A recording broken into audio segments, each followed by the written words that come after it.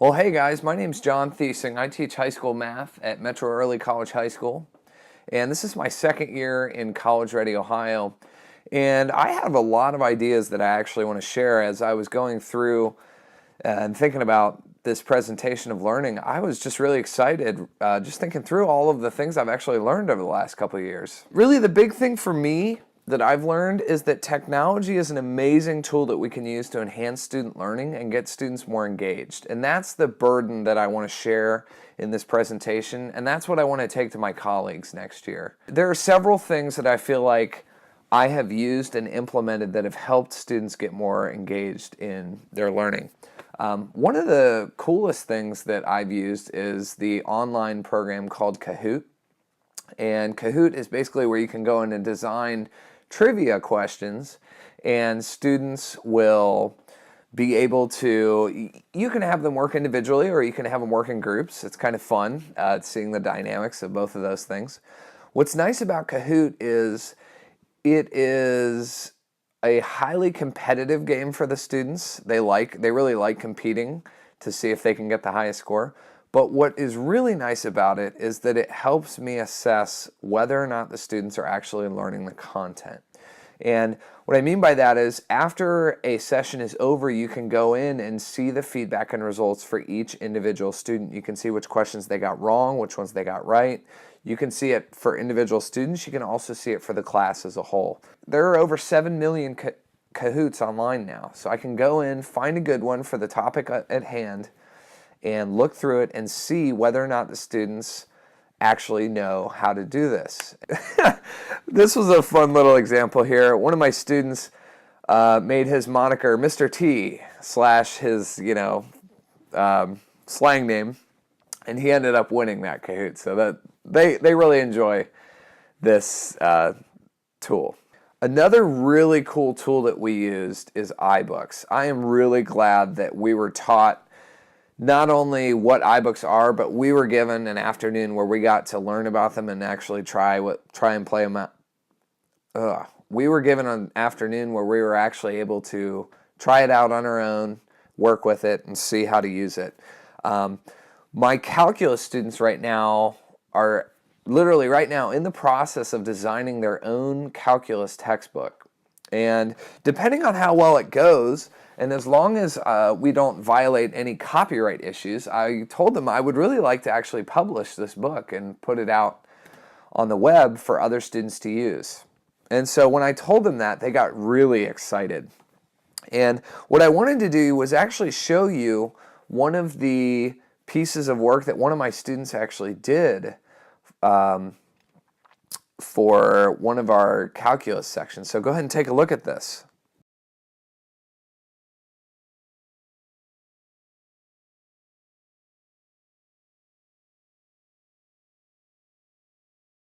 So yeah, that was a really cool video, and this student, all he needed to do was go on to Desmos and have some basic knowledge of how to use the program, and we talked about how to use QuickTime Player to screen record, and that was all he needed. He was able to make this video relatively easily. And this is one of my freshmen, a freshman in high school, right, making this video, so that's really cool. What I really liked about the iBooks was that the students got to pick the roles. I told them, here's what we need to create. Here's our end goal. I'd like to have a book that has covered every topic that we're going to cover this semester. There are 27 sections. There are 25 of you. I don't really care how we divvy it up. I would like to see a relatively fair amount of work, but if you like being more creative and designing stuff and finding public domain pictures or stock images and picking the font type and the font size, if that's what you want to work on, let's work together. I need somebody to help me with that. Let's pick a theme. Let's pick a coloring scheme. And you can really help me decide how to best provide this content in a way that's engaging to people who are going to read this book later, either students in my next classes or future students who download our book off the web. So that was really cool. What I felt like that did was it really allowed students to take ownership of this project. And that was really cool. Students were coming up asking me, can I work on this tonight? And I was like, yeah, that'd be great, Yeah, take it home and work on it. So it's just cool to see students get really excited about a project like this. Really, the best thing about the iBooks was I felt like they provided opportunities for students to apply concepts and skills in a non-traditional way that provided evidence of their learning, right? I gave very strict feedback on their work on these iBooks. I went through and painstakingly read every sentence, and if they had a sentence fragment, I let them know in their feedback. I said, this is a sentence fragment. You have to write complete sentences here, guys. This notation is technically incorrect. Or I told them, look, this idea here, it's a little confusing to me. I like where you're going with this, but could you clarify this point for the reader? Because I know what you're trying to say, but I think they might be a little confused. Convince me that what you're saying makes sense. Another aspect of the technology that has been really cool is the ability for our students to work virtually. At our high school, we don't have snow days. We have virtual days. So if we have an inclement weather day, students have to get on their computers and they have to meet with us virtually. And so now it's a shortened day. It's only 4 hours. But what this has helped me do is with some of the apps that we've learned how to use, like Explain Everything, it's helped me create lessons, post them on YouTube, and let the students watch them and still be able to get most of the content that they would have gotten in class. And we can do that virtually. And over the last 21 months, I've posted 165 videos in all my classes: geometry, calculus, statistics, probability. And those videos have been viewed collectively 7,000 times. And a lot of that is not even my students. A lot of it is other students from around the world. Like my #1 most viewed video right now, I think, is how to create a frequency table in Microsoft Word. It's been viewed almost 1,000 times. And it's like once a week I get comments from people saying, thank you so much, this really helped. So that's really cool that we can create content and share it globally in a matter of minutes. And College Ready Ohio has helped me realize how easy this is, and it's given me the tools to be able to do that. So that's really cool. So another thing that I've been able to do is ask more open-ended questions. So we did an activity in geometry this semester where I filled a fish tank with water, and I just asked students, how much does this cost? And they kept asking me, do you know the answer? And the answer I had was, no, not really. And that led to some interesting discussions of like, well, what does cost really mean? What does value really mean? The value of something is really the amount that somebody's willing to pay for it. So we got to have these discussions around not only the geometric concepts of volume and stuff like that, and surface area, and cost, and production cost, and profit, and revenue, but we also got to talk about, I don't know the right answer to this. Some students found this fish tank here online was worth $60, but some students claim that they could make it for $8. So we got to talk about, hey, if you can produce this for a small amount and sell it for more, that's how business works. So that was really cool. Students got really engaged on that. We talked about how bottled water is thousands of times more expensive than tap water. Students didn't know that tap water wasn't free. You have to pay for your tap water. So that was cool. We talked about how to convert gallons to cubic feet.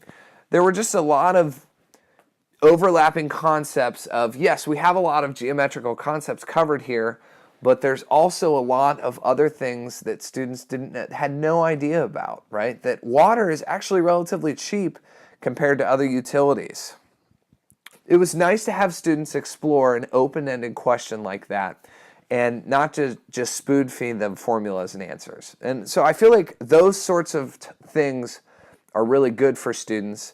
And College Ready Ohio, we've talked about how do you create better assignments and better ways of assessing students where they have to actually think critically and problem solve on their own without these spoon-fed formulas. And so I think that's been really helpful, and I think it's helped my students realize how important it is to be an agent in this world who is able to think critically and solve genuine real-world problems.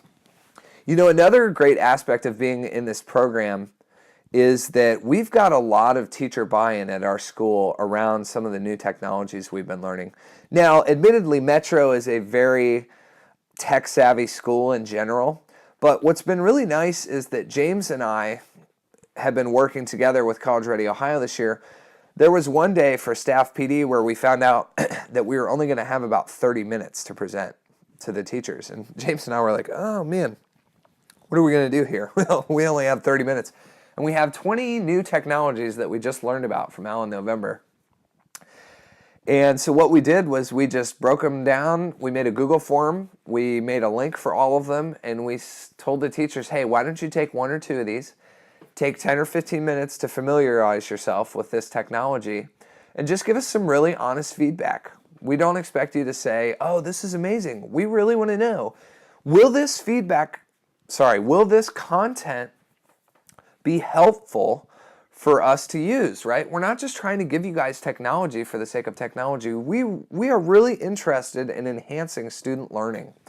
And so it was really nice. We got some really good feedback in a matter of 30 minutes from a couple dozen teachers. And James and I were able to take that feedback and figure out which one of these technologies we should really focus on in the coming years with our other teachers. And so being able to do that and talk with teachers one-on-one afterwards was really cool. A lot of the teachers were like, wow, the thing you had me look at was really cool. I think I'm actually going to use that next week in my classroom. So that's been really cool just to see the other teachers buy into a lot of the technologies that we've been using and learning about. Cut. The iPads have been really awesome for our school. We've put them to a lot of use, and there are actually many more things that I'm sure we could use that we haven't even figured out yet, because as teachers, it's tough to find the time to use them. But I wanted to talk about a few of the things we've done with them. One of the things we do at Metro is we have design challenges, and what we do is we have questions that we have students really think about. We spend multiple weeks on it. We spend dozens of hours. Students pour a lot of their hard work into these design challenges. And this year, our design challenge was around infant mortality. And Ohio is actually one of the states with the highest infant mortality rates. And we're just kind of scratching our heads on that. Why is infant mortality so high in Ohio? And what we did is we had students create a poster and a solution for infant mortality in Ohio. And so what we did was, instead of using our 3D printer to print dozens of 3-foot by 4-foot posters, which would cost us hundreds of dollars, we had students upload their posters to their iPads and then use their iPads to present to some of the judges from Ohio State and Battelle and Molina Healthcare. And that was just a really cool way for the students to become acquainted with the technology and to also save lots of money and also be able to present in a legitimate way. And a lot of students just handed the iPad to their judges and said, here, why don't you look at this? I've got the presentation in my head and I'll just talk about it and you can scroll through our presentation. So that was a really cool way for our students to use iPads and save a lot of money. Another cool thing we've done with the iPads is in geometry, students will use the iPads to indirectly calculate the height of different objects like buildings, light poles, and we actually take a day to go down to Ohio State's campus, which is right next door to us. And what we'll do is we'll have students stand a set distance away from a building. We let them decide that distance, and then they will actually measure the inclination angle there, the angle of elevation, and then they'll use trigonometry to calculate the height of the building. And what's really cool is we can just grab our iPads, or some of the students just use their phones, honestly. They download a leveling app, basically, which lets you measure degrees. They'll use a leveling app that'll let you measure degrees of incline and stuff like that. So that's been a really cool way for our students to get excited about, what otherwise we could give them paper and pencil about. But when you give them the iPad and tell them, I don't know, how do you figure out the angle of elevation? Should you use the iPad this way? Should you turn it this way? So letting them explore that and figure that out is really cool. And a lot of them do really well with that activity and project. So framing our work in class around problems like that has been really helpful for me. One of the things that I've done in my calculus class is a triangular prism optimization project. I don't even know if I want to call it a project. I just call it kind of an assignment. And I give kids the prompt and say, here's what you need to do. You've got an equilateral triangle and you're going to make incisions that bisect the angles from the vertices. And the idea here is that the further you cut in there, and as you fold up the sides, the triangular prism's volume is going to change. And the idea is, using what we've already learned in calculus, you tell me how far you should make that incision and what the maximum volume that you could produce from an object like this is. And we talk about why this is important. If you've got companies that are creating cans of soup that have to have a specific volume of product, like tomato soup, if they have to have 16.3 ounces or whatever, how do you create a cylinder that minimizes the surface area required for that? And so we have conversations like these, and we have open-ended questions. So one of the questions that I give my students that they're actually going to turn in next week, and I'm really excited to see what they produce, is if I gave you a 12-inch by 18-inch piece of paper, I want you guys to create an object that will hold 500 milliliters or cubic centimeters of water that minimizes surface area. That is the only thing I asked them for. I did not tell them what shape to use. I don't even know the answer to this question, right? This is what's cool about these open-ended questions, is it allows students and myself to explore these concepts and make the connections of first derivatives and volume optimizing shapes. And it's just cool to see the kids learn in a way that's much more engaging than just paper and pencil. And I'm just really excited to see their products here in the next week. And yeah, so that's been really cool.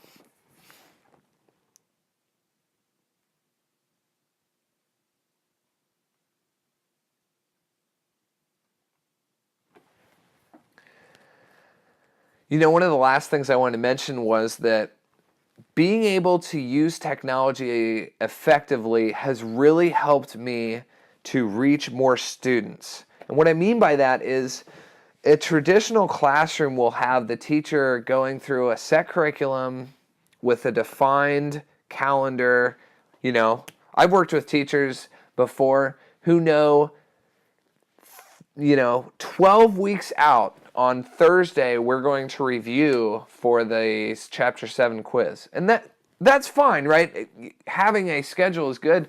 But what's really nice about the technology integration is that I've been able to create content and share it with students quickly in such a way where I can come into class and say, okay, today we are going to have a quiz on Chapter 5. If you feel ready for it, let me know. I will give it to you. If you don't feel ready for it, there are review videos, there are videos, not just my videos that I posted, but you can look at Khan Academy videos, you can look at other videos that will help you with each of these concepts.